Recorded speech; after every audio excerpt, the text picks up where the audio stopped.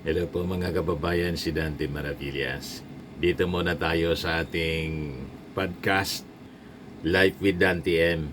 Atid sa inyo mga kababayan itong napakagandang product. I am Worldwide Amazing Pure Organic Barley Powdered Drink Mix from Australia. Ito yung iniinom mga kababayan ni Maritoni Fernandez, isang cancer survivor. Pwede kayong magnegosyo nito po. Magtinda-tinda po kayo online tulad ng ginagawa namin para maganda ang buhay. Di ba po?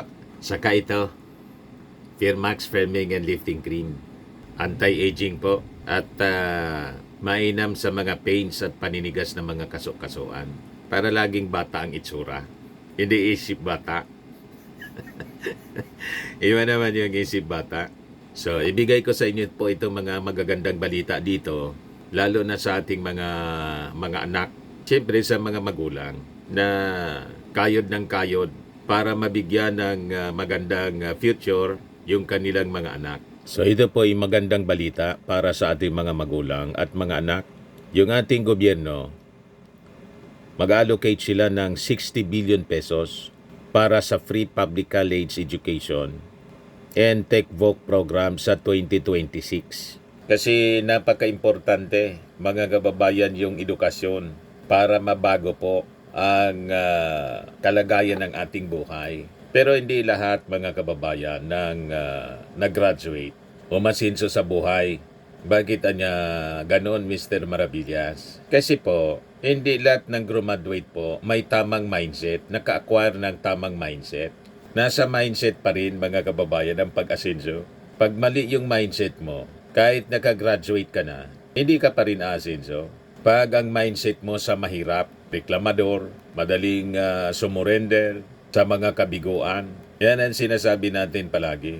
Konting failure, madaling sumuko. Sabi ko po sa inyo, pag pinag-aralan ninyo ang naging experiences ng mga umasenso sa buhay, you will discover na tambak yung kanilang failures. The more failures na kinaharap ng mga tao na umasenso, the more success yung kanilang naabot sa buhay. Kasi nahasa sila.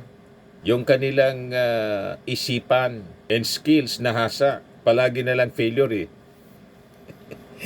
Di ba? Kahit yung mga inventor, mga kababayan, pinakang magagaling na inventor, if not hundreds of failures, ang kanila pong kinaharap, thousands of failures ang dinanas nila sa buhay. Pero ang sekreto doon, bakit sila nagtagumpay? Hindi sila sumuko. So yun ang dapat na ma-acquire na mindset, mga kababayan, ng ating mga kabataan. Kasi po, di ba may kasabihan tayo, a quitter never wins. And winners never quit. Yan ang rason kung bakit sila naging successful, kasi hindi sila tumigil. Di ba? So, importante yon mga kababayan, na mahasa yung ating mga anak. Pero yung ating gobyerno, nagbibigay sila ng opportunity para ma-achieve nila yung kanilang mga pangarap. So, maganda itong balitang ito na gusto kong i-share po sa inyo. Parte ito ng sona ng ating Pangulong Bongbong Marcos nung Monday. Magbigyan ng opportunity yung ating mga anak na magkaroon ng tamang edukasyon and skills training sa technical vocational programs. So nag-allocate ang ating gobyerno 60 billion pesos para po dito. Yan po. To keep higher education accessible to Filipinos, President Marcos Jr. announced on Monday heftier investments in free public college education and technical vocational training programs. So makita ninyo, di ba?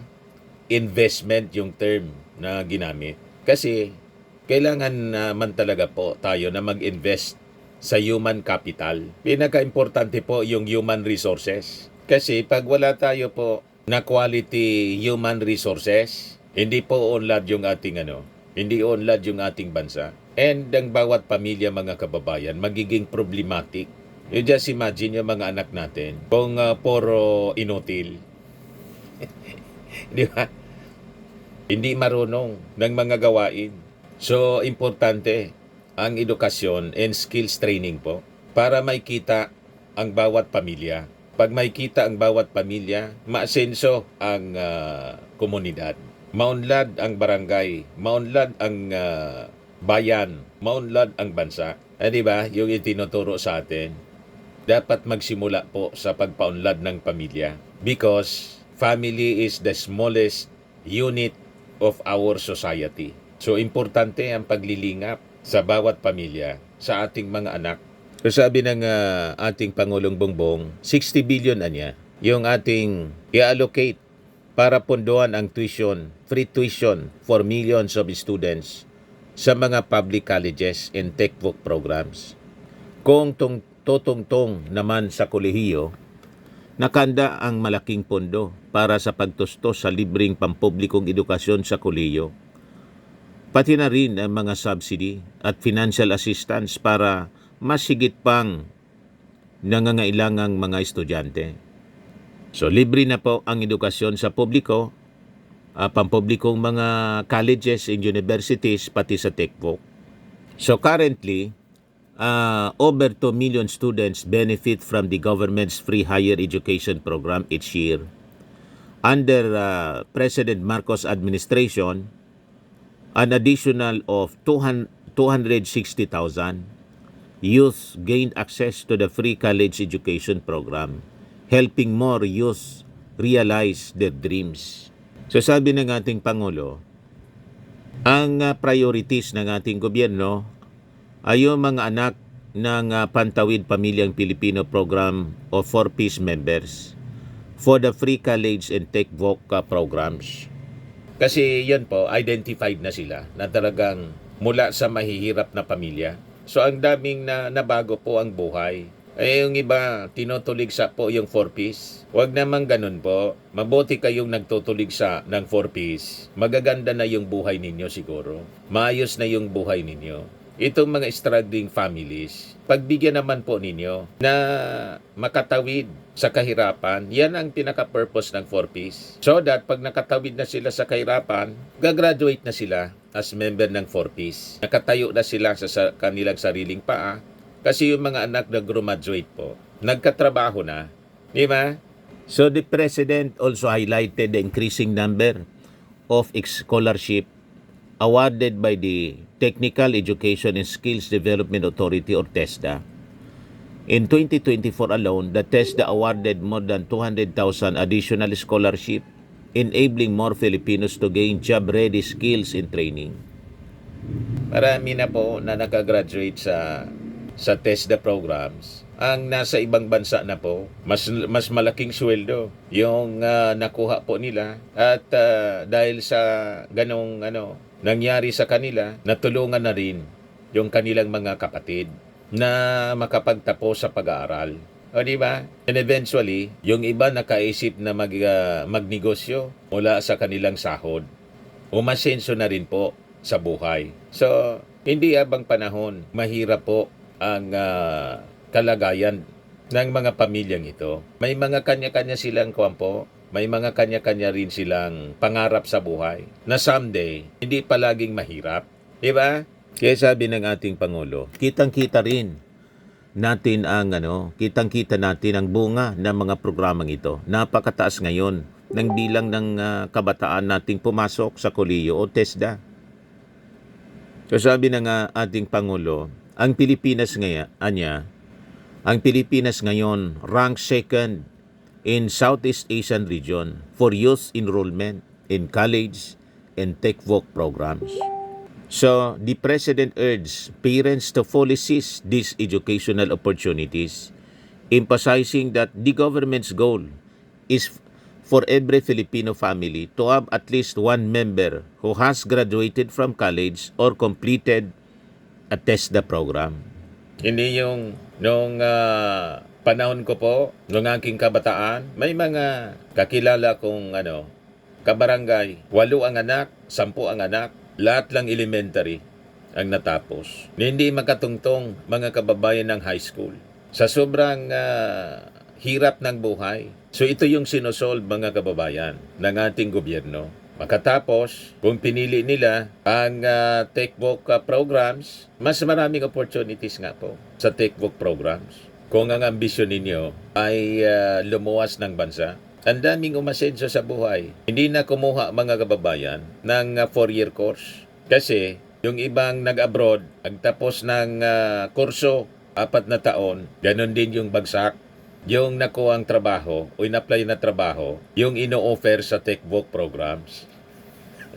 You see, sayang yung 4 years. Ano ba? May mga kilala nga tayo mga OFWs na nakapagtapos na kung anong kurso. So, yung iba, education. Tapos, caregiver sa Amerika, caregiver sa Europe, caregiver sa Israel. Mas maganda pa yung kita ng caregiver kaysa sa teacher. Teacher dito sa Pilipinas. You see? So, teacher siya ng caregiver. Nag-training sa caregiving programs. Nakita ninyo? So, dapat practical po tayo, mga kababayan.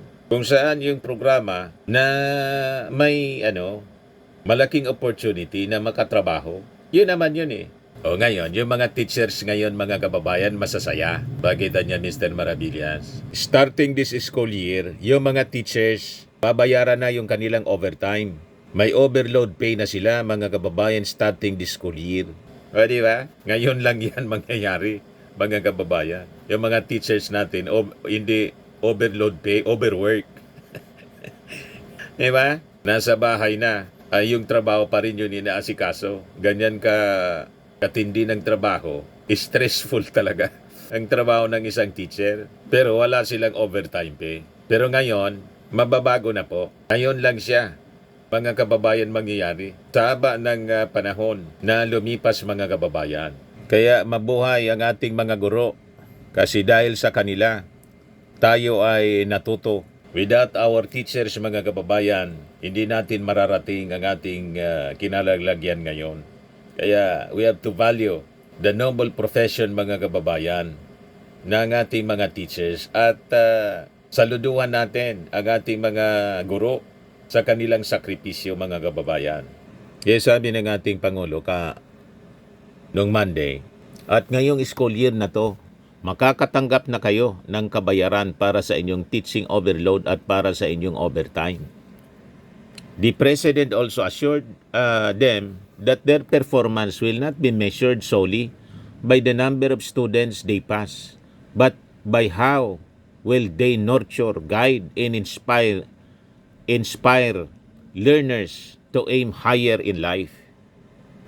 Hindi tayo tumitigil, maganap na mga paraan upang pagaanin kahit paano, ang inyong pasanin sa araw-araw, sabi ng ating Pangulo.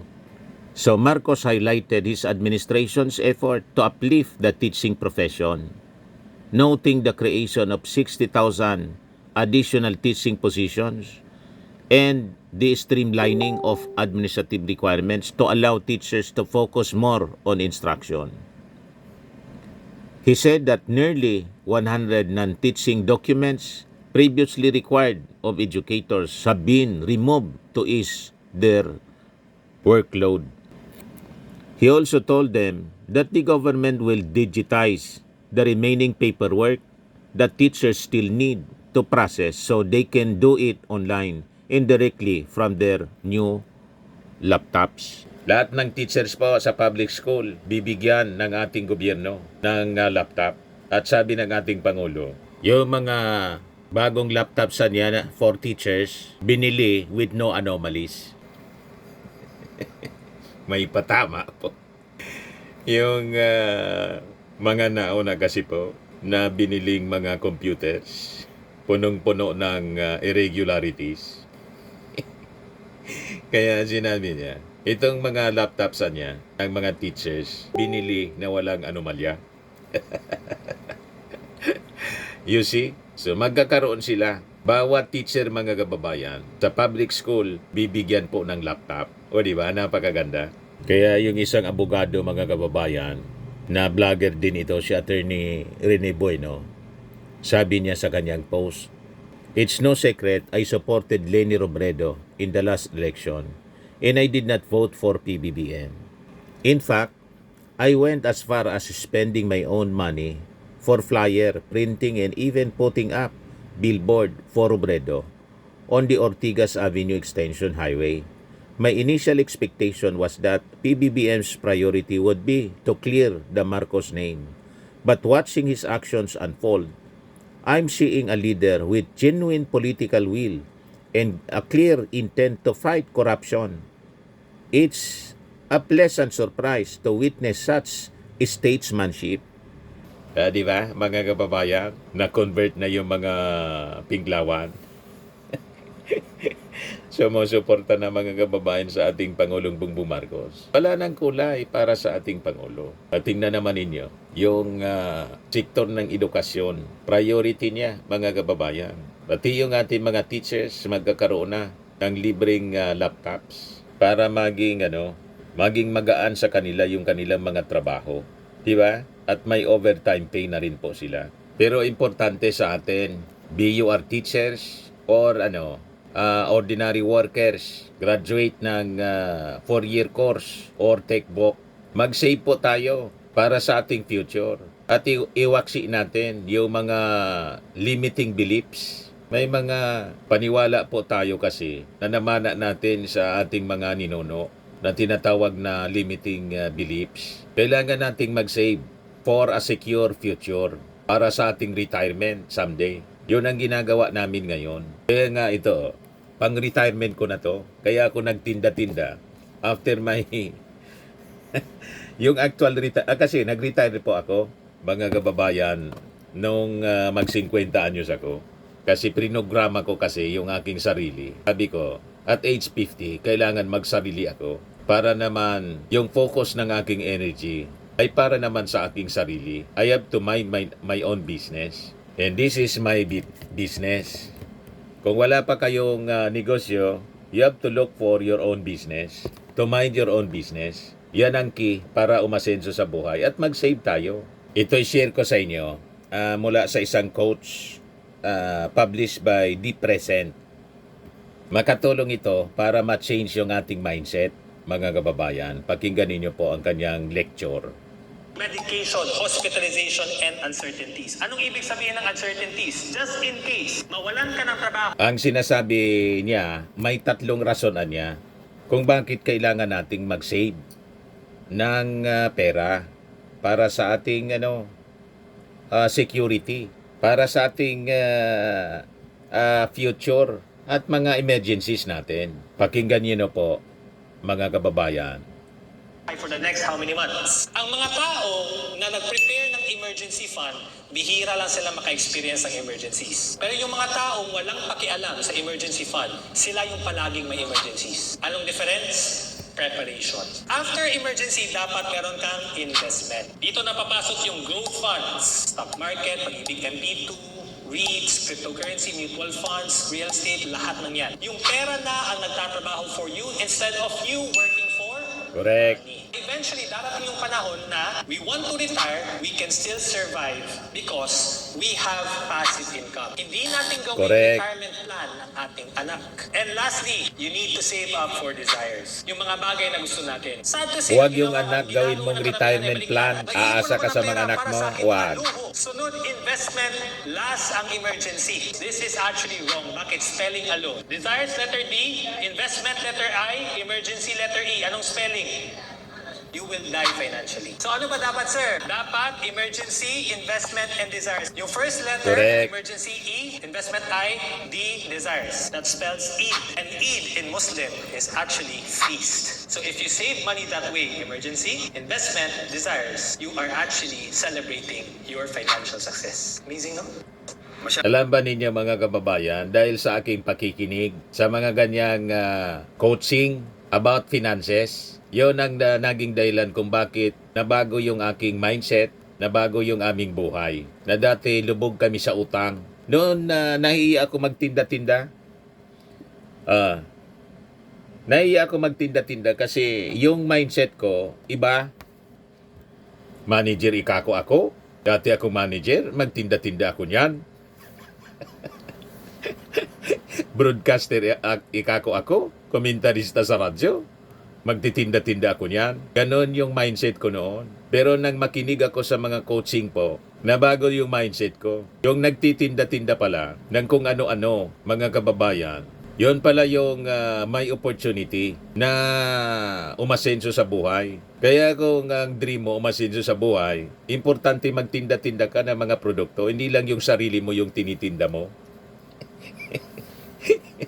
Yung employment kasi po, mga kababayan, ang binibenta mo lang yung lakas mo, yung sarili mo, binabayaran ng company, di ba? Pagtinda-tinda pa rin siya. Kaya lang, yung binibenta mo, nininegosyo mo lang yung sarili mo. Pero other than yourself, nininegosyo mo yung napili mong produkto na sa tingin mo, magbibigay sa iyo ng mas maraming pera. Ayun, yun ang dapat pasukin mo. O, di ba? Para makapag-save ka ng pera. Kasi hindi ka man makakapag-save ng pera kung wala man pong enough money na pumapasok sa'yo. Kasi kung kulang pa nga sa pangangailangan mo, mga bayarin sa bahay, kuryente, tubig, tuition ng mga anak mo, pamasahe, etc. etc. Pagkain, napakalaking gasto sa pagkain. So ano yung masisave mo?